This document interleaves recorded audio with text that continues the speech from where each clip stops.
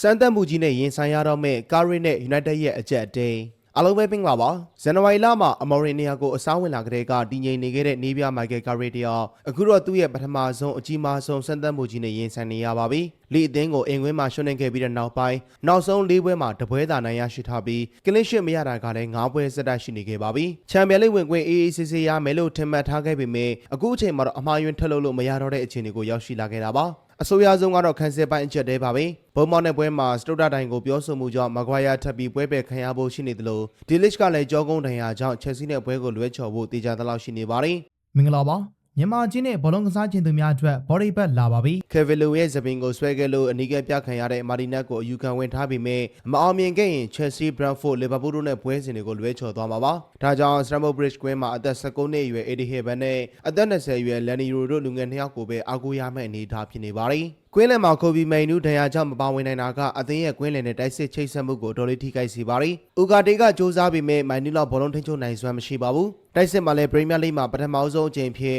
ဘရိုင်ယန်အဘူမိုကိုအရန်ကုန်ပို့ခဲ့တဲ့ကာရီရဲ့ဆုံးဖြတ်ချက်ကအလုံးမဖြစ်ခဲ့ပါဘူး။အဘူမိုအာမက်ဒီယာလိုကွန်ညာနဲ့အရန်ကုန်ကနေသာခြေစွမ်းပြနိုင်တဲ့ဆက်စကိုတို့တိုက်စစ်မှုတွေအတွင်းကိုမရချိန်မှာဖန်တီးမှုတွေအားလုံးကအသင်းကောင်းဆောင်ဘရူနိုဖာနက်ဒက်တယောက်တည်းအပေါ်ကိုပဲပုံချနေပါတယ်။ပွဲကြီးစဉ်ပေါ်မှာအသင်းပိုင်ရှင်ဆာဂျန်ရက်ဂလက်ရှိနေချိန်အင်ဝင်းပေးသက်တွေရဲ့လှောင်ပြောင်းတဲ့တွေထွက်ပေါ်လာတာကကာရီတော်တော်လေးကိုဖိအားဝင်စရာပါ United တို့2002ခုနှစ်ကတည်းကနှစ်ကြိမ်သာနိုင်ခဲ့မှုတဲ့ Stamford Bridge ကွင်းမှာသာထပ်ပြီးအမောင်ရရှိခဲ့မယ်ဆိုရင်တော့ Chelsea နဲ့အမှတ်ကွာမှုက၄မှတ်ပဲကျန်တော့မှာဖြစ်လို့ချန်ပီယံလိဝင်ခွင့်ကမသေးကြတော့ပါဘူးအသင်းရဲ့အခြေအနေတွေကိုမျက်ခြေမပြတ်စောင့်ကြည့်နေတဲ့ကျွန်တော်တို့အားလုံးထက်တော့နီးပြမိုက်ကယ်ကာရီတယောက်ဒီအချက်တဲကိုဘယ်လိုကြော်ဖြတ်မလဲဆိုတာစောင့်ကြည့်သွားရမှာပဲဖြစ်ပါတယ်